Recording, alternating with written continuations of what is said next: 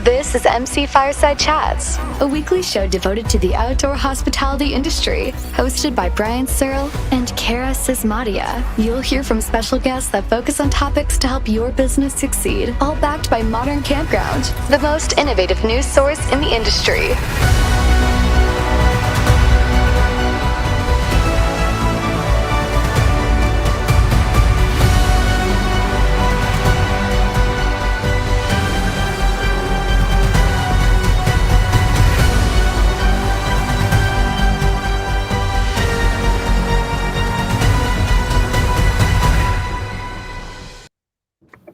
Good morning, everybody. Welcome to another episode of MC Fireside Chats. My name is Brian Searl with Insider Perks and Modern Campground. We are here, as always, with Cara Csizmadia from the Canadian Camping and RV Council, as well as Angela Hylton, who is joining us from the back of a restaurant. True dedicated commitment there to being on the show, the editor-in-chief of Modern Campground. We really appreciate her taking some time here. She just got, what did you just get done doing, Angela? Making, like, was it scones, you said, or?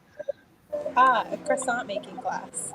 Croissant making, which is way more delicious and important butter, than this show. All the carbs, you can't go wrong. And you're bringing some of those to us, right? Like, were there shipments in the mail? Yeah, sure. I'll put yours in the mail. All right. I think it'll be good by the time it gets to Canada. So really appreciate you guys joining us again. We're happy to kind of have a really important conversation today, at least in my opinion, about diversity.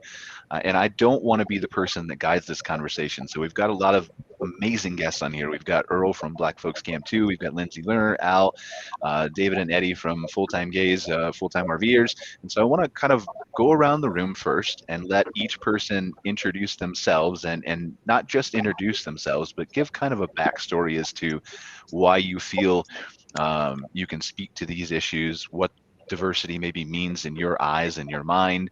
And then I kind of just am hoping that all of you will play off each other and tell our audience of campground owners and industry people and suppliers just kind of what they should be focusing on, what you've seen, what has improved, what still needs to improve, and just kind of take the conversation wherever you want to go. But I want to kind of play a background role in this show as much as I can. So Earl, I know you a little bit. We met each other a couple years ago at an RVIT convention. You probably don't remember, I'm sure. But we did, and you came across as a really intelligent, amazing guy, and I'm super thankful that you've had so much success that you're still flying to Vegas, keynoting, doing all these kinds of cool things. And so let's start with you, Earl. Just kind of introduce yourself, a little bit of your backstory and what diversity means to you, and take it wherever you want from there. Right on. So first of all, to the audience, I'm sitting in the airport, so you're going to hear some background noise. I hate that that's happening, but I'm actually flying out to Vegas as stated. But it's Earl B. Hunter Jr. I'm actually the founder and president of Black Folks Camp 2. Our job and our company is to remove fear, add knowledge, and invite more Black folks to camp and enjoy the outdoor lifestyle with any and everyone. And if you're wondering who any and everyone is, just pick up a mirror, and then you'll see that any and everyone right in that mirror. My background is that I was an executive in the outdoor industry, particularly in the RV industry, one of the only Black executives in the $114 billion industry. My claim to fame is taking a company from 815,000 to 17.5 million in 4 years. And so the mantra that I have in my space, and what people know of me, is that I know how to drive the business, and I like building businesses. One of the greatest businesses that we have, which we're not a nonprofit, we are a for-profit business, which is Black Folks Camp 2, is the legacy of inviting, educating, and removing that generational fear from folks to look like me to enjoy not only just public lands, but the RV industry, the RV lifestyle, campgrounds, and all that kind of good stuff. Because at the end of the day, if you camp, if you've been camping for a long time, you know you hadn't seen many folks that look like me. And our job is not to build a segregated outdoors. Our job is to build a truly inclusive outdoors. And the campfire in our logo is certainly what we want to build around. So I look forward to having this conversation with y'all. Just to warn everyone, I don't sugarcoat anything when it comes to this, because we're a data company. We're not a group. We're not a club. And I've spent a ton of money on data. And so I don't deal in opinions. I deal in facts. So. Good. I mean, that's what we really like. Please don't sugarcoat anything for us, Earl. I like that. I appreciate that. And I respect that. So before we go on to the next person, what does diversity mean to you? I know that's a broad thing and it's intentionally that way, but what does it mean to you? Well, diversity for me is treating everyone everywhere equally, right? And that's what we stand for. I want folks to feel welcome. No matter your race, your age, or your gender. I want folks to feel welcome in the outdoors, particularly in the 640 million acres of public land that we own, that we all own. I want folks to feel like it doesn't matter, again, your race, your age, your gender. You should be welcome into a space where people treat you with respect. And before that, from a standpoint of diversity, I think if you look at every other industry besides the outdoor industry, you see diversity all over the place, and those industries are better. Our industry, which is the outdoor industry, will get better when we have more diversity in the space. Awesome. Thank you so much, sir. David and Eddie, you want to go next? Yeah, sure. Thanks so much. And it's great to be here. We are David and Eddie. We have a YouTube channel called Full Time Gaze that we started a couple of years ago, has a few thousand followers on it. And what we do is we live full time in our 43-foot fifth wheel. We've been doing that for about 3.5 years. We started the channel while on a road trip around the country a couple years back, when we realized that all of the things that we were trying to find out about getting to a campground, not necessarily gay campgrounds, but LGBT-oriented campgrounds, but any, there were a lot of unanswered questions on a lot of websites in terms of how easy is it for a big rig to get to a campground? How is the internet availability there, whether it's through Wi-Fi or cell phone signal if people have hotspots, in order to make sure that people like us that work full-time can work while we travel. And then also there was not a really good resource that we found that reviewed campgrounds based on those and other factors in the LGBT community. And while gay and lesbian and bisexual and transgender folks don't just camp at quote unquote LGBT focused campgrounds, to the earlier point, we're everywhere. There are a network of about 60 campgrounds throughout North America that do cater to that audience. And so we decided that we would try to fill that niche in the market, give our thoughts, our 2 cents as objectively as possible in terms of the vibe, getting there with big rigs, what kind of grounds and facilities does a campground have? And then, as I mentioned, the internet. And it just happened to take off. And now everywhere we go, we get recognized. And we're future campground owners ourselves, so we're aspiring to be that. And so we do this not just to help other people, but to educate ourselves as well. Anything you add? Yeah, I mean, we also wanted to make sure that the LGBT community also knew that there were camping options for them. So even if they didn't want to stay at, say, a state park or a national park, that there was actually venues that they can go to that was focused on their needs. Okay, awesome. And what does diversity mean to both of you? It's a great question, and it goes way beyond LGBT or even color, skin color or religion. If we're focusing on the LGBT aspect of it, historically, gay folks have had to go, way back in the day to bars, to incognito speakeasy bars. That's of course opened up, as we all know, over the past several years, at least in a lot of areas. There's still a lot of areas that have a lot more progress to make. But really, as the pandemic hit, especially, a lot of folks that had a refuge, a safe space at the gates, et cetera, in the big cities, and then those that don't live in the big cities that never had that, suddenly camping became an alternative. Like, hey, I can still do something. I can still socialize in a reasonably safe way with precautions that potentially is open during a pandemic. Let me go explore this. And as a result, gay camping as an industry is in a boom right now, and continues even as COVID restrictions are easing. And so diversity really is, in addition to just being LGBT, it's the fact that it's opening up a new avenue of recreation for folks in a quote unquote safe space that maybe they didn't know about before. Maybe they're going by necessity, but now that they're seeing it, now that they're experiencing, hey, you can go RVing, you can go in a tent, you can rent a cabin. Suddenly now it's not just about being in the city. It's not just about going downtown to the neighborhood. There's a lot more out there, and you can do it in a beautiful, serene setting. You can do it outside of the cities. You can do it in traditionally conservative areas. And by and large, people are welcoming and embracing of it. David, anything to add? Yeah, I mean, it's not just, what David had said, but to add to that is, folks who would typically go to a bar in their city would find their crowd. Now they're going out and camping and they're finding a whole mix of crowds, whether it be someone of a different color or gender or identity, age. They're all mixing and mingling in these campgrounds. And it's really nice to see that we're getting away from, we're having just a gay venue or a straight venue. It's now all kind of coming together. Yeah. Awesome. Lindsey, you want to go next? Sure thing. I can do that. Hey, everyone. It's so great to see some familiar faces and meet some new ones. And for me, I got involved specifically in diversity, disabilities, equity, and inclusion. And when it comes to the outdoor space, a couple of years ago, I started a company that no longer exists anymore, but I started a company called Vanter, and it was a mobile app that made going places easy and safe for diverse communities, whether that was LGBTQ, folks with disabilities, folks of color, whatever, any and all boxes you checked. We wanted to make sure that you could go places safely and have a really great experience when you got there. And for me, my background, I've been in the music industry for the last 10 years or so prior to getting into the travel realm. And I have been a tour manager, worked primarily with hip hop groups, and most of those folks were all men and women of color. And the amount of times that I went back and forth across the country and had really negative interactions when really great reactions when I showed up to a hotel, but really negative reactions when other folks would join me from the band, particularly folks at the front desk being very warm and kind to me and then asking me, "Hey, sweetie, do you need help getting away from them?" Things like that didn't quite fly with me. And then in my personal life, I became a van lifer a couple of years ago, sold my van last year.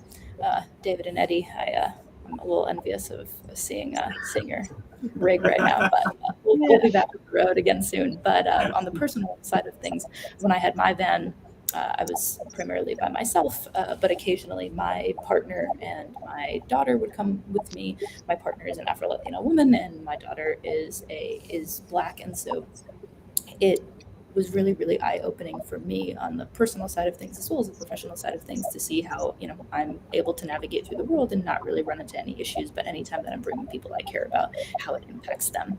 And so I'm very, very passionate about all things diversity, disability, equity, and inclusion. And I'm really excited to figure out how we can all come together to figure out new and creative ways just to make things better for everyone, especially when it comes to the outdoors, because everyone deserves to be able to get outdoors in a safe way. And what does diversity mean to you, Lindsey?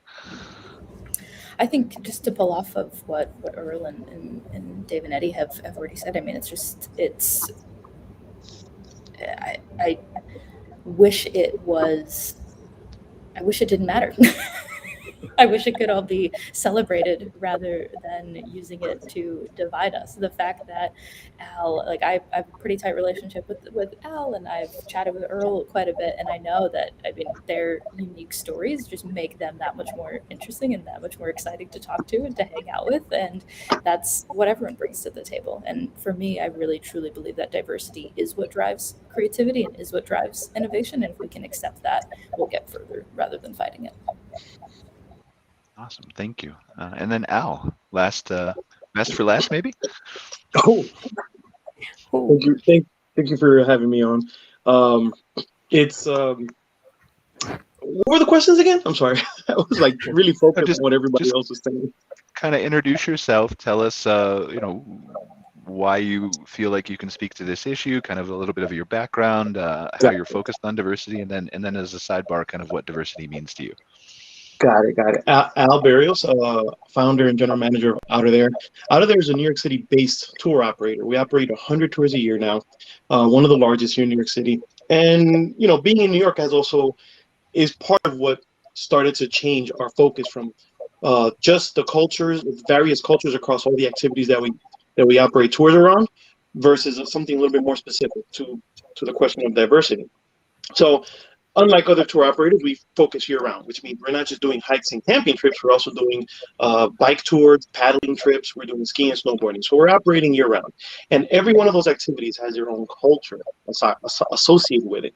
So, I'm sure you've heard of, ski bums and guys who surf guys, and, every culture. Now, those cultures are not always welcoming. And part of the reason they're not welcoming could be because it takes a lot of time and investment to become part of those cultures. They have their own language, which kind of makes it a little bit more exclusive if you don't know the language. And of course, the big one, they have different types of investments that it requires to get into. So the investment in bouldering is one thing, and investment in ice climbing is another, but it's part of how much more exclusive things get. So for me, things started around exclusivity, not necessarily diversity. This is my 10th season now. I've been doing this. And over the years, friends have not always wanted, our guests have not always wanted to do one thing versus another. And really the opportunity to speak about it happened last year in the middle of pandemic. We hosted two trips, an LBGT trip and another one focused around Juneteenth. And I took advantage, took out my camera and started asking people, why are you coming on this trip versus another trip?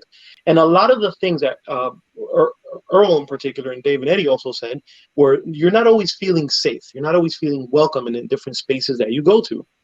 So that became sort of like the wake-up call. Like, I've been trying to get people to try all these different activities, but nobody seems to want to try them. Now, I have not necessarily experienced the same sense of not being safe. I'm 5'11", I'm almost 200 pounds. When I walk into a room and I want to do a thing, that thing gets done. That's not the case for a lot of other people, especially, BIPOC, LBGT, and of course, even single moms and older folks have challenges sort of walking into a room or walking into a space and feeling welcome. So that became our mantra. Everyone is welcome. When you ask what diversity means to me, that's what it means. It means not feeling judged, not feeling shamed for not having the latest gear, feeling respected, feeling heard. And those are the things that we as an organization try to do at all our trips. Our hosts, our first line of interaction with all of our guests, they go through 60 hours of training. A lot of this training, it happens on the trips, but before they're able to host their own trip, they know everything about every person that they're about to encounter. Things like how to speak, how to not use the word, hey guys, in conversations, because not everyone there is a guy. Or whenever we are interacting with a third party tour operator. So we do not own a whole fleet of rafts. So whenever we go on a whitewater rafting trip, we want to make sure that, okay, is this environment, is this space safe? Are the guides all well trained in safety? Are they just not really paying attention to? And are they trying to shame you for not going fast enough or not paddling a certain way? These things are the things that I want to point out to when it comes to what I've experienced across the wide spectrum of what it is to be Northeast outdoors. That's our footprint.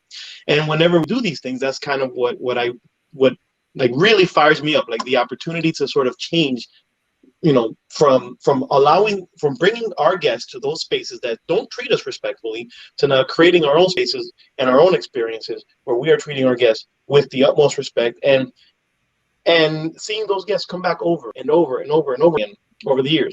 We've also helped eliminate a lot of those barriers from the ability to get from point A to point B. So being in New York, our audience is 99% New Yorkers.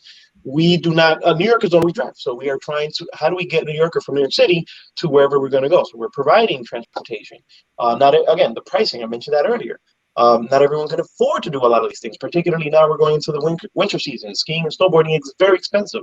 So we try to provide subsidies, or wherever we can, we try to lower the price as much as we can. We provide a free lending library for all the gear you might need, including skiing and snowboarding, camping gear. And of course, we do everything from support to training. And like Dave and Eddie, we actually scout a lot of places before we invite our guests to make sure that they are, welcoming, that if they're saying they're all about diversity and inclusion, they mean it, and they mean it with their actions, not just something that they say. So that's our story in a nutshell. I think I got everything right. I think you did, Al. Yeah, I really appreciate it. So I kind of want to turn it over to all of you, to Al, to Lindsey, to David, to Eddie, to Earl, to just kind of have a conversation and to give you some context. Cara is from the Canadian Camping and RV Council, which is the National Association of Campgrounds up here in Canada. She also used to own an RV park that catered to a lot of different demographics. Angela is the editor and chief of Modern Campground, who covers a lot of these stories on a regular basis.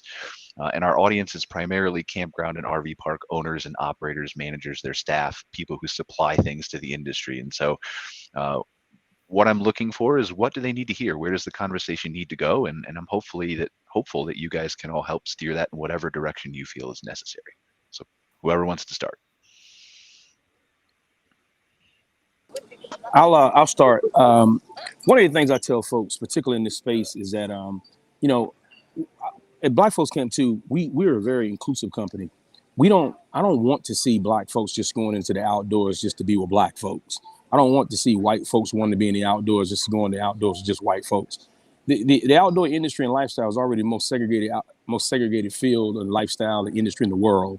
I don't want to go create another segregated outdoors. What I want is for Black folks to feel like, I want Black folks to feel, hey, you get educated enough to go into the outdoors. Particularly, look, I live in the South, okay? And we have some amazing places in the South. There are a lot of groups, a lot of clubs, and a lot of all types of organizations that are out west and up north, but not really many in the South. And I don't think, honestly, for us, we're not a club or a group at all. Our job is to educate not only just Black folks, but our job is to educate the majority of the folks who enjoy the lifestyle right now, which are predominantly white folks, on the reasons why Black folks hadn't been in the outdoors. And so that they will then understand that we have generational fear, we have lack of knowledge, and we have really never been invited into a space that we would thrive in, because the fact that we love and enjoy the outdoor lifestyle if we were not fearful of the outdoors. And I talk about this fear because my great-grandmother told my mother, told me, don't go in those woods. And these things resonate with folks until generationally. However, myself, I've never experienced anything awful in the outdoors. I don't necessarily want to see different campgrounds. I want to see campgrounds where they welcome everyone. This is not something that I'm not proud of when I see a Black-owned campground just catering to Black folks, or a gay lesbian-owned campground catering just to lesbian folks. That, to me, that's what we're building, a more segregated environment. I want the businesses to understand that there are customers out there. We all are different. We all have different spaces. We all require different things, and it's okay to cater to everyone, because camping is camping. When we get around that campfire, you start having conversations, you're gonna find out we have more sames than differences. And we have to get folks to respect our differences before we can move on to anything else. If we try to segregate ourselves and hide behind our titles on whatever it may be, whether you be a Black person, a white person, a gay or lesbian person, or anyone else, a woman, or anything else, what we're gonna do is create more issues for our children. And for me, what I would tell campgrounds straight up, make sure that your staff and yourself, you are really keenly involved into what you're wanting to be as your business. This is a business. These are businesses. This is not a kumbaya. Any business and every business out there, particularly all the businesses that I know that are diverse in their space, in their workers, in their employees, in their thinking, they do better. They are better. I played football at a very high level, and it was a very mixed group of folks on this team, and we won games because we fought together as a unit.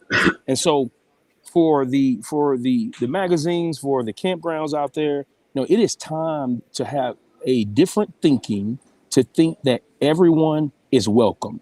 Treat everyone everywhere equally, and we'll be fine. Going off of what you just said, Earl, thank you for that. It's interesting that you use the word kumbaya, because, it's a business to make kumbaya moments for folks that go there, right? And I think it's one of those where there's room for both. There's room for campgrounds that are geared toward a specific demographic, whatever that demographic happens to be. There's adult-only campgrounds. There's family campgrounds. There's gay men only. There's lesbian only. There's LGBT, kind of to your point. there's room for all of those, and we've seen those in our travels. And we don't just go to, again, air quote, LGBT campgrounds, although that's the majority of the ones we go to. There's a place in Vermont that we discovered this year called Vermont Freedom. Tiny little campground way upstate in Vermont in a town called Greensboro Bend. And it's owned by a gay gentleman in his 60s. He started it as a hobby so he wouldn't get fat, as he said. That was his whole desire to do it. And it's exactly what you just described. It's an everybody live and let live kind of a place. Come as you are. Yeah. Retirees, a straight retiree couple in the camper next to us, a gay couple in the other camper next to us, a lesbian couple across the street, straight couples that, you know, our age in our 30s and 40s down the road, and everybody got along great. And that to me embodies the ideal I think earlier you were trying to speak to. Does it happen everywhere? No. Can it? Maybe. Somebody mentioned something about being in I think it was also about the South. It's interesting. Some of the very first, or at least the majority of gay lesbian campgrounds, at least were in like the South, Southeast, the more air quote conservative areas. And now that there's less of a need for LGBT folks to necessarily congregate in the gayborhoods within the big cities at the gay bars and, you know, the libraries and the gay restaurant, you know, a lot of cities have those and still do. But because that's becoming less necessary, I think campgrounds catering to that community or those communities are springing up in other places now too. And that's a good thing. Where the challenge is, speaking just in terms of like LGBT campgrounds, is you have such a subset. There's all male, as I said. There's a campground in Michigan that went through an enormous controversy earlier this year because it was an all-male campground, and their definition as a private, not public, you know, a private club campground was that should be just cis males or naturally born males. In other words, exclusionary of transgender. And at the end of the day, it turned out that it was a big misunderstanding and a lot of opportunity for learning and for growth. And it served that purpose, but it also showed to underscore the deep divides that still exist, even within some of these communities that are out there. And it doesn't just have to be within the LGBT community. It could be communities of people of color or different religions, or even campgrounds that are generally for older folks or retirees versus those that have a lot more younger children. I think those things still exist everywhere. And I think to change that, it starts with the culture that the owners of any given campground choose to create for it. Definitely. And I think to piggyback a little bit off of what you were just speaking to, I mean, it comes down more to the intersectionality of it. I mean, you could have a ton of Black-friendly campgrounds, you could have a ton of LGBTQ-friendly campgrounds, but if I go to a place and I bring my entire family with me, there's a line. And the amount of times that I've showed up at family-friendly campgrounds that have, you know, the little rainbow flag on it on Yelp that say it's LGBTQ-friendly, that's great. But that doesn't mean that they're not racist, and that doesn't mean that they're not going to treat me poorly because of the people that I'm traveling with, because that they're, you know, Afro-Latino or Black. And so that, I think, is the other part of this that more people need to have conversations about. I think there's a lot of, you know, pink washing, rainbow washing, whatever you want to call it, all over the place. With, I mean, I've seen more rainbow flags this year than any other year, but there's the added layers that go deeper and deeper and deeper the more that you get into it. And that, I think, those are more the things that we need to be talking about. And I've had a lot of these conversations with Al over the course of the last year or so, just looking at, okay, great, we're going to get a bunch of different people out here, but how are we going to make them comfortable, and what's going to make them comfortable in that space? Let me hop right back in for 1 second. You know, one of the things I think that a lot of folks miss in regards to conversation, and mainly because we don't have a lot of conversation, we miss the education part. People have to be educated. There are campgrounds out there, and there are people out there that have not dealt with different communities, particularly in the Black community. You know, campgrounds out there haven't dealt with seeing Black folks at campgrounds, and I don't want to ding folks because they haven't seen folks around and not knowing how to react to culturally some of the things we like, some of the things we don't like. I want to educate these folks so that when they see folks that look like us come into the campgrounds, they understand that So when we don't know things, not to treat us any differently, but to teach us and what to do at campgrounds, teach us how to make fires, teach us these things that we don't know. You know, the greatest thing that we can do, one of the worst things we can do at one is to treat them bad about things they don't know. And we have to educate people, just like we have to educate Black folks about the outdoors. We have to educate the lifestyle in the industry on why Black folks haven't been in the outdoors, so that they then understand the reasons to get us there or to make us feel more comfortable. I'm big on education. Our company, we partner with Leave No Trace. Our company, we've partnered with the states, plenty of states. We have states on our resume, folks that we deal with every single day. And I tell them every day, just like I tell everyone on this call, we have to have communication. We have to have amazing conversations. We have to do work, and we have to do very sincere, meaningful, measured, so it can be sustainable work. Otherwise, we'll continue to have these podcasts and these conversations every single day without any action being taken. I'm going to say something a little controversial, but it's kind of sorry, Earl, is the opposite of what you're saying. But if they wanted us in their spaces, we would have been welcome years ago. Why? This industry, the outdoor recreation industry, it's a $900 billion industry with 60 to 70% white audiences. What does that tell you? That means a lot of BIPOCs and everybody else who's not spending in this industry because they're simply not welcome. It's not a matter of education. Americans have learned Chinese to go sell in China, but they won't deal with us in their own backyards. So I do think that action is more important.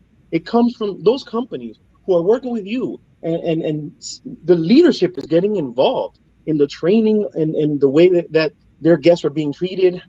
Those leaders are the ones who are ultimately going to make a difference in this industry, because it's a top-down thing. It can't be sort of like the leaders hire consultants, the consultants go and train everybody else, and then there's no incentives behind. There's no reason. The companies are just not giving their frontline teams any reasons to do more above and beyond. And let me tell you, welcoming people that you are not familiar with is a little bit above and beyond for everybody, unless it's part of your DNA, unless you're you can educate. There is no more education necessary for this issue. Everyone knows everything they need to know. It's a matter of willingness.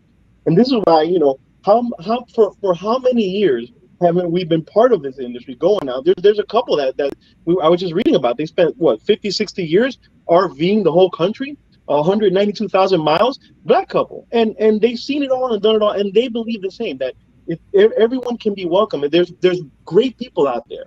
But what we're talking about specifically is the broader industry. And the broader industry, I don't think they really care. I don't think they really are interested. So what does that mean to me? That means I'm the one who has to go out there and do the work. I'm the one who has to not only create the experience, but create these spaces, but then invite them to join us, as opposed to waiting for them to invite us into their spaces.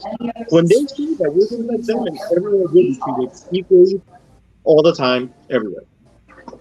Well, Al, thank you so much for that conversation and for that for your points. I think the industry is doing a lot. I'm inside of this industry quite a bit from the top down, and I think one of the things I talked about earlier is about data. I spent over $250,000 last year just in data alone. We took out over 200, 300, 400 folks out in the outdoors to gain this data. And what we learned in this data, that 97% of the folks who we spoke to, particularly the white folks, they have no clue on why Black folks hadn't been in the outdoors, have no clue why we haven't been exposed to the public lands. And so I'm going off the data based on which we have. And so when you don't know the reason why folks hadn't been in the outdoors, you tend to not know how to help. It's almost like going to a doctor. If you don't know, if you go there and your foot is hurting and they go checking your brain, and you're kind of like, well, what are you doing? Well, I want folks to know the reason why we haven't been in the outdoors, why we haven't been there. And when they know that, they typically ask me, Earl, what can I do? And I tell them straight up, go find some Black friends and take them in the outdoors, right? This is, for me, I'm very adamant about this. I didn't love the outdoors before I got into the industry. I didn't know anything about the outdoor industry. What made me change and wanted to change the outdoor industry and lifestyle is when I was involved in it, when I was the only Black executive in this space. I wanted to make sure that not only that we enjoyed the lifestyle, but that Black folks were actually in this industry. We have this amazing scholarship program. So I say to folks all the time, we are an action-orientated company. We are very action-orientated to the point that everything we do is sincere, it is meaningful, it is very measured so that it's going to be sustainable.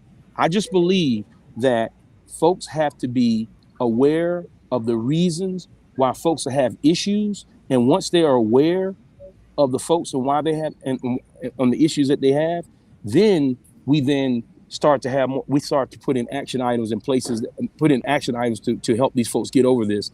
You know, it's going to be a long time. It's going to take a long time for folks to look like me to want to go into the outdoors on their own. A long time. And I know that because, again, I'm in this space and I'm doing this every single day, which like many of you are as well. However, our approach is just a little bit different. You know, our approach is, you know, if there's 49,900,000 folks are in the industry or in the lifestyle that don't look like me, or and 45 million of those folks look like me, well, hell, if 35 million of those folks really want to get some work done, I say 35 million folks, go find them somebody that looks like me and take them in the outdoors. We'll have 35 million more folks who look like me in the outdoors, period. This is not rocket science, but people need to know what's going on first. And I just don't want to ding anybody about something that they don't know. Now, when they know and they don't do anything, that's when I want to say, well, what's the problem then? Can I ask here? Oh, I'm sorry. No, go right ahead, please. I just, here in Canada, our provincial and federal governments, who both have ownership of several public land spaces across the country, do several targeted new camper campaigns to new Canadians of various cultural demographics. And they actually take them out to campgrounds closer to some of our urban centers, so they don't have as far to go, but take them out to campgrounds and kind of walks through the process, basic things like pitching a tent or how to plug in. Like they'll get a couple of RV rentals out there and plug them in and teach them how to work those connections and things like that. Are there programs like that in the States anywhere to your guys' knowledge? Yes, there's a ton of programs. Sorry. I see those programs all the time. There's REI, as a matter of fact, one of which I think is akin to your MER or MRI or with a big outdoor retailer. They're and in fact, all of the manufacturers have programs, sponsorships, funds, grants, everything to encourage and incentivize more, people of color to participate in outdoor activities, to have representation. I mean, it is done, and that's just the retail side. On the government agency side, absolutely, I see these programs all the time. We have an outgoing head of our park service is a Cuban American man, or was previously. But yeah, I do not think I think there's a lot of comparison here, with the difference being there's just a lot of things that unlike like Earl saying, there's not a lot of education there that is being done across both sides. I have more to say, but I want others to speak first. So I'll speak up a little bit. I think there's room for both, and I think that both can at the same time simultaneously exist. There are probably a lot of people in multiple minority communities that don't know. To say they don't know about camping is probably disingenuous. They know about camping, but they've never just even thought about it, maybe in terms of something that they'd want to do for a variety of reasons. I can speak to the LGBT community, at least my part of it, my own experience in it, I should say, in that a lot of times when I was growing up, I didn't think about camping because it didn't feel like, again, that safe space. Not that it wasn't, but it didn't feel like one. Instead, I had, gay bars to go to, and I had groups that, youth groups that I could be part of, or choruses that I could sing in. And it's not unreasonable to me that same, some version of that same story exists in other communities as well. At the same time, if I'm a campground owner and my business is booming with the demographics that I have that have historically come to my own establishment, I don't necessarily have a catalyst for me as an owner to go create or to go expand my demographic outreach because I don't need to from a business standpoint. Right now, the industry is in a growth phase. Certainly not. I mean, it's mature, but it's growing crazy. And campgrounds are hard to build, so there's not enough campgrounds to meet the demand that's out there. Something needs to incentivize campground owners that don't naturally have that inborn instinct to do that, as somebody also was saying earlier, to reach out to new demographics, just as those demographics that haven't historically camped, LGBT community, people of color, whatnot, having a catalyst to make them want to go camping. That could be a marketing campaign. It could be it could be a third-party circumstance, like something like this pandemic has caused a lot of people to suddenly go out. It could be change in cultural norms, like teleworking. That is a huge influx of full-time RV campers, and our full-time campers is a huge adjustment for legacy campground owners. And no one thing is going to do any bit of good if it's not met by some either opportunity or engineered circumstance to match it. So yeah, it's chicken egg, but it's in reality, it's both. And it's striking while that iron is hot that's going to make real change. I think I lost connection, guys. I'm so sorry, everyone. When Al, when you were speaking, and I apologize, I didn't hear everything you were saying. But to that question that was asked in regards to Canada, we're working with the national and state parks right now as a company, as a firm, and we're also working with a lot of the groups out there. For instance, RVIA and RVDA. What I've shared with them in several of my conversations is that we have to start at the thing to have Black paraded around in RVs and on billboards and things of that nature. But it's another thing to educate us about RVing, financing, particularly because we've dealt with so much redlining and understanding what financing is in regards to RVs. But it's another thing is to educate those sales folks that are actually at these RV dealerships who do not look like me and may not see folks that look like me come in, and sharing with them some of the plights that we do have and when it comes to financing and things of that nature. All these things that I speak of, I tell folks all the time, we try to get as much data as we can, so that we're not speaking so much on opinions, because at the end of the day, I think the industry in the last 6 to 7 months has decided to say, listen, we have an issue. Rather than having it, well, not necessarily an issue, but an opportunity. We have a $1.2 trillion opportunity, really a $560 billion opportunity, which is what we spend, particularly Black folks spend in a consumer space of a non-equitable product. And I think for me, we will continue as a company to educate folks. Black folks about the outdoors. We're going to continue to educate the lifestylers, which don't look like me, about why we haven't been in the outdoors. Educate the industry on how to not only just market to us, but to educate us as well. It's one thing to want to do something. It's another thing to know how to do it, right? When you take folks out in the outdoors, they don't know what a trailhead is. They don't know what a trail is, or having the right, not necessarily having the right equipment. Because where we live, I live in an area with 250 waterfalls in a 2-mile radius, right? And we have Black folks in our area that don't even know anything about those waterfalls. So it's not necessarily about access. What we found is more so about being educated, because no one is twisting anyone's arms to go into the outdoors. Our company, what we plan to do, we want to educate and invite folks to want to do this on their own. The more folks that want to do this on their own, the better we believe the outcome will be.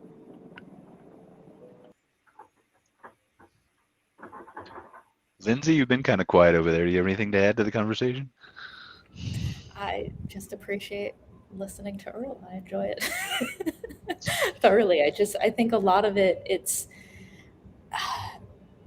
I think Earl is on the leading and the front edge of this, and he's willing to put himself into uncomfortable situations, as is Al. Maybe that's, and guys, correct me if I'm wrong, but you are bigger men who are more forceful. I have a lot of friends. I have a lot of women in my life, women of color, that anytime I invite them to go out camping or out playing in the woods, they would say, over my dead body, I'm good, no thank you. And so it's a lot of that discomfort, and it's not only the discomfort of them personally, but it's also educating the folks around us and shielding them from any of the negative things that go wrong when you bring people places.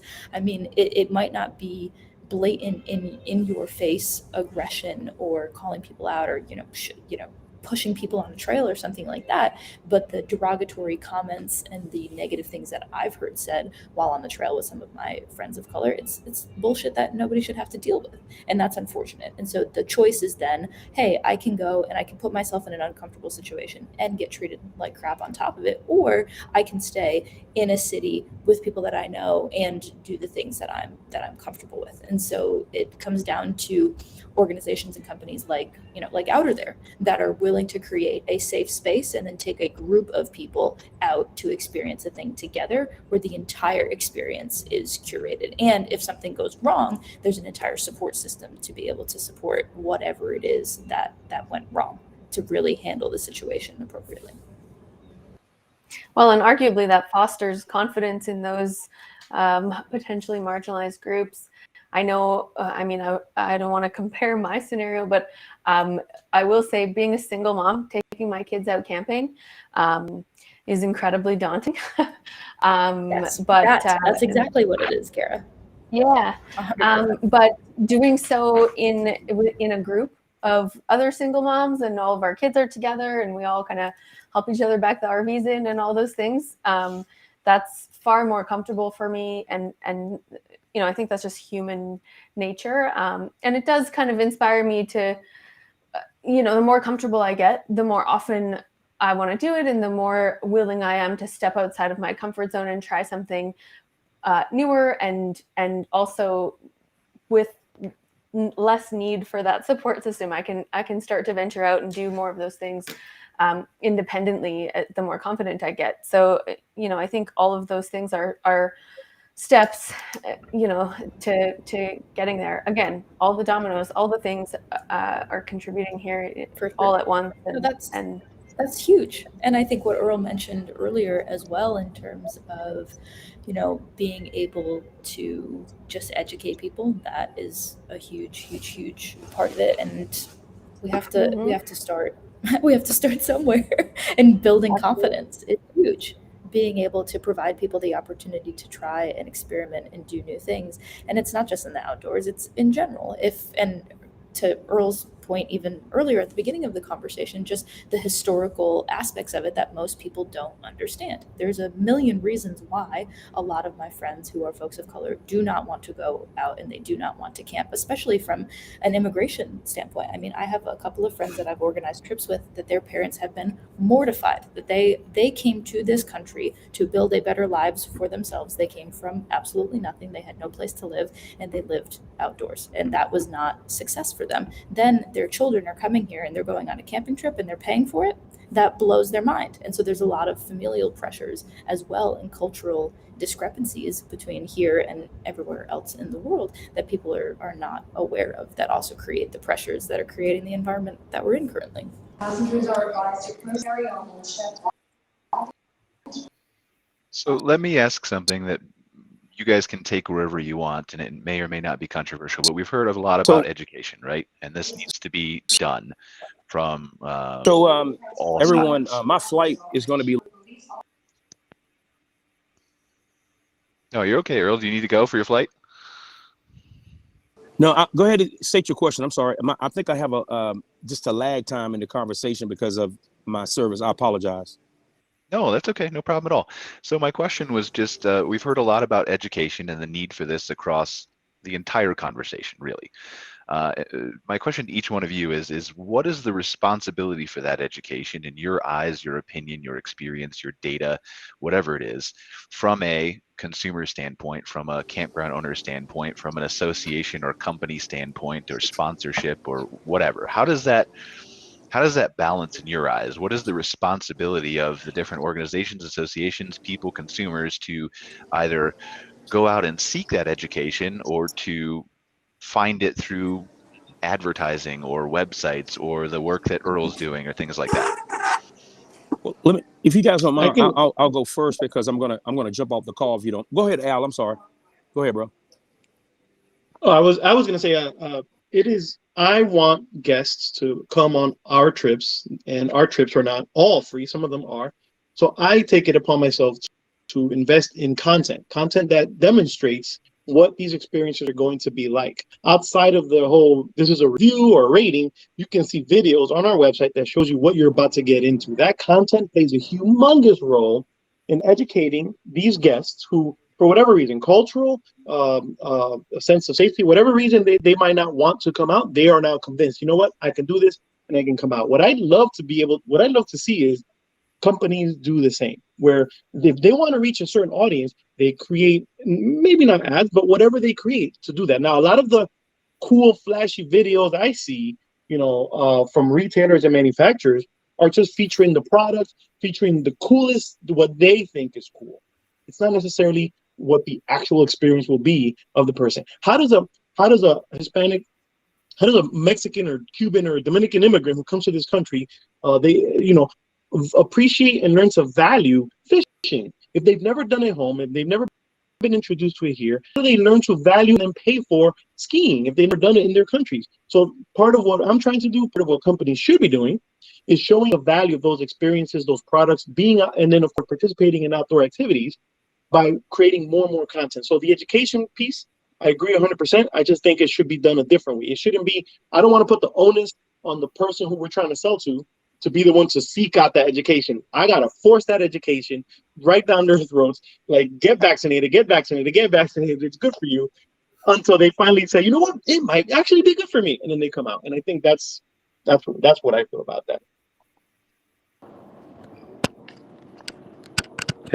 Hey, I'm sorry, Al. I don't know if you guys can hear me or not, but Al, I didn't hear you at all. So you're gonna have to email me your contact information, because I want to hear it. It sounded like you was giving some good information, and I couldn't hear any of it. And I don't know if you guys can hear me or not, but I didn't hear any of it, and I apologize. But I want to go ahead, if you guys don't mind, I'll go ahead and state my last statements here, as I'm going to go catch a flight here. I'm not sure if you can hear me or not. If you can hear me, shake your head yes if you can or not. But I want to just say this to folks, and I always end my conversation with this. I tell folks, listen, I'm a good times kid. If you're going to reference that to a sitcom, I'm a good times kid living a Huxtable lifestyle. That means I understand the struggle of money. I understand the struggle of classism. I understand the struggle of not having places to go in the outdoors. I was raised by a single mother who didn't know what to do in the outdoors. That's one of the reasons why I didn't know what to do in the outdoors. As I stand now in my particular space as a 45-year-old man, I have a legacy. And my legacy is not to go work for another company to make a ton of money, which been done in the past. My legacy is to educate, remove fear, and invite more Black folks to camp and enjoy the outdoor lifestyle with any and everyone. And doing that, I want to make sure that everyone around us, particularly campgrounds, particularly RV industry, the outdoor industry, that folks are educated on why we're not in the outdoors, because I can't do this alone. And the folks on this call, we can't do this alone. So why not just get everyone educated about what's going on and what we feel and what we're going through, and then let those folks jump in the boat and start rowing as well. So we all could be doing this together. And when we all do this together, what we're going to find is we're going to find that we're going to get in these spaces, and we're going to find out we've been creating chaos for one another in different spaces for reasons that are unknown, or necessarily that are maybe that are known. I tell folks all the time, I can't guarantee you're going to be safe at a campground. I can't guarantee you're going to be safe in public lands. But what I can do is we can get you educated, because, we build DEI. Our DEI stands for Digital Education Initiative. We have an allotment, almost $700,000 for the next 2 years, creating this DEI, this Digital Education Initiative, to make sure that folks are educated about the reasons why certain groups have not been in the outdoors, and then educate those folks to want to go out and enjoy this. So the bottom line for us is that, I don't want to go bashing anyone. I don't want folks to feel bad. I want folks to get on board so we can make this better. And the more we make it better, we'll make it better for my children. When Earl B. Hunter Jr., when I leave this earth, all I care about all I want folks to remember me for is that I help remove fear, add knowledge, and invited more Black folks to camp and enjoy the outdoor lifestyle with any and everyone. On that note, I hope all of you have the most amazing day of your life. But more than that, I hope tomorrow is better. And I'll see you down the road somewhere. Al and the rest of the group, my email is very simple. You can email me at info@blackfolkscamp2.com. We have a full staff and we're ready to have conversation to figure out how we can actually get to the next level. And so that we can spend 20% of our time on the issue and 80% of our time on the solution. Hope you guys have an amazing day and we'll be in touch. Thank you, Have Earl. a Really safe flight, appreciate it. Earl. You know, I just my last closing thing to say real quick. I don't pretend to have all of the data that Earl certainly has at his disposal, but one of the things that would help grow minority audiences to this lifestyle, to this, whether it's full timing or just weekend warrior having fun, whether it's a destination campground or going to a national park or some Dollywood, right? All of those things aside, having people in their own community, in our own community, talking about it creates an awareness, and it does it both to the consumer as well as to the businesses that are hoping or that want to get this business. So our YouTube channel, Full Time Gays, we started off reviewing gay campgrounds, and a lot of people were like, "Oh, well, this is great. I'm going to go start gay camping, or if I've gone to one, I'm going to go to another one now because I have an idea of what it's like." Meanwhile, campground owners also take notice, and so they ask us, well, what are some things that we should do? Well, watch our video and we'll tell you. Or they in advance of our arrival, for better or for worse, they're making some updates or some upgrades that had been put in a back burner for a year or a season or 10 years, because now they know they're about to be reviewed. And so they suddenly have an interest and a motivation to go do those things that are going to be called out in a video, which the end user is going to see, which is going to drive them more business. And at the same time, creating more awareness in the community at large, not just those already predisposed to camping. That's not the only solution, but it's part of the solution. Sponsorships obviously would help with advertising or marketing campaigns that show people of a given demographic would help. Campground owners or publications and magazines proactively doing interest stories or some kind of story that bring in other demographics. With all of those things help. But getting excitement, getting that kind of ground swelling support and excitement and awareness makes a big difference. Thank you, Eddie. I really appreciate it. Lindsey, any last words? I think everyone's doing a great job. I super appreciate, Eddie, what you were just saying. And I think, the responsibility really does fall on all of us. If we can all work personally on ourselves and whatever issues we need to work through and understand, or at least attempt to understand why it is that, Eddie and David, you guys being gay, I'm offended. Why am I so upset about that? Al, I'm really pissed that you look the way you do. Like, why does that actually bother me, and what's going on there? And then I think from there, we're able to better ourselves and create the space to create better opportunities for each other. And so I think that's what we really need to push. And honestly, I have a daughter who's in kindergarten, and what do they teach them? Treat people how you want to be treated. At the end of the day, like 5-year-olds get it. They can handle it. We should all really be able to do that, especially at this point. And if you don't want to do it, I know that this a little bit, in some ways, has a little bit of a business tilt in terms of how we all gathered here. If you don't want to be a good person, you can do it for the most financially driven purposes ever. And that is that you will get more people to your business. And if you would like to make more money, make your business more diverse at the end of the day, even if you don't want to do it for kind or good-hearted reasons. From the strictly capitalistic perspective, that is also the win. Your ROI will be higher, which I hope you do it for kind reasons, but I digress. Thank you, Lindsey. I really appreciate you joining us. Al, do you have any last words? Everything Lindsey just said. If the financial incentive is there, you just need to wake up and do it. And if it takes a review from Dave and Eddie coming to your place, you get yourself put together, you clean, you fix. And also I want to make a big shout out to Americans with disabilities, Canadians with disabilities. They also need to be factored into this whole conversation. It's not just what color your skin is. It's not just what your preferences are, but it's also whether you can actually walk up a little set of stairs. Like, you might have some challenges with that.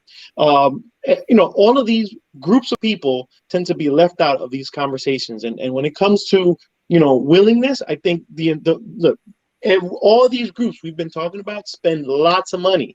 And if it's a $900 billion industry right now, with 60 to 70% of that population being just what most people think of as a typical American, you're still leaving a whole lot of other people out of that conversation, which, if they were welcomed in with the proper, red carpet treatment and the right amenities and the right, sort of sensitivities, and more importantly, respect. The same respect Lindsey's talking about those 5-year-olds are giving each other. With that respect, you'd be making so much more money in this business. So, I don't have a lot of high hopes, but Earl seems to have enough hope for all of us. So I'm hoping that it rubs off somewhere. I'm gonna just stick to doing what I'm doing, which is we're gonna do it by hook or by crook, one way or another. And hopefully on the other end of this, when I'm deep in the grave, what I remember for is, the industry did change, even if it was a little bit, because people are now demanding that they be treated with respect instead of waiting for the industry to do it to them. So that's my last bit. Well, thank you so much, Al. I really appreciate you joining us. Same thing I said, Lindsey, already. David and Eddie, I know David had to step away, but Eddie, really appreciate you guys joining us. I really hope that all of you will be more involved. I know you already are with the industry going forward, but at least more involved in maybe Modern Campground and the voices and the platforms that we can do our very, very, very small part to help you share your messages, to help increase education, awareness, what needs done, what doesn't need done, who needs to do it, how it needs to happen, all those kinds of things. And so I know I'm hopeful that Angela will reach out to each one of you individually, and maybe we can figure out ways where, if you want to contribute through columns or interviews, or if we just want to simply do something as small as post David and Eddie's videos on our website so more people can see those things, whatever that action needs to take, just hopefully you can help continue to be a part of that conversation with us, so we know where it needs to go, because I'm not the person to guide that conversation. All of you are. So I don't think I have anything else to add. Cara, Angela, any closing statements? No, I just want to say thanks to everybody for your time and for joining us. And it was great to meet you all. I think these are super important conversations, and certainly from the association standpoint, it's can potentially play a valuable role in disseminating the kind of education and perspectives to our members, our campground operators across the country. So, I'm committed to continuing to do that however we can. So potentially be in touch with you guys as well in the coming weeks, and look forward to that.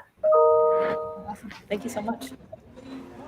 I don't know if Awesome. you guys can hear, because my connection isn't great, but thank you all so much for joining us today. We really appreciate it. And I will absolutely be reaching out to see how we can continue working together. So thank you guys so much. Absolutely. Awesome. Thank you. Well, thank you, everybody. We're going to wrap it up. But just as a reminder, this video will be available on mcfiresidechats.com. We'll put it on moderncampground.com as well. Get some extra eyeballs on it. It's available on social media in perpetuity, and as a podcast on Spotify, Apple, Google, all those kinds of places. So again, looking forward to continuing the conversation with all of you, whether that's through articles, interviews, videos, having you back on the show, whatever it may be, to continue to drive that conversation. I really appreciate you guys being here. We'll see you next week for another show. Thanks. See you later. Thanks, guys. Thanks for watching this episode of MC Fireside Chats, hosted by Brian Searl and Cara Csizmadia. Have a suggestion for a future show, or want to see your campground or company as part of an episode? Email us at hello@moderncampground.com. Join us next week for another episode. And don't miss the latest outdoor hospitality news and commentary from around the world at moderncampground.com.